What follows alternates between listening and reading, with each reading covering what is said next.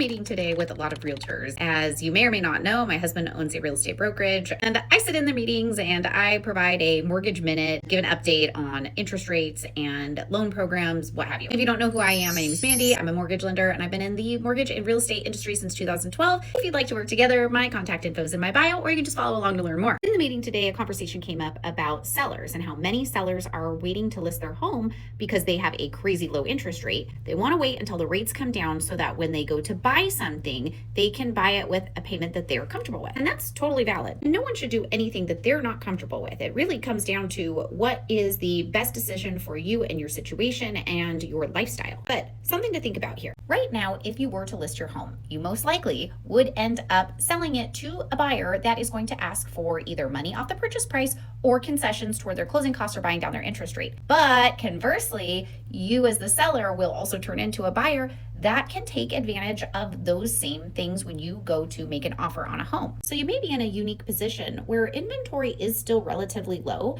and you have slightly less buyers, but you also have slightly less sellers. So the buyers that are out there are definitely anticipating negotiating the price down or getting some type of seller credit, which you can take advantage of too when it comes time to buy. But if you wait until interest rates come down to list your home, guess what?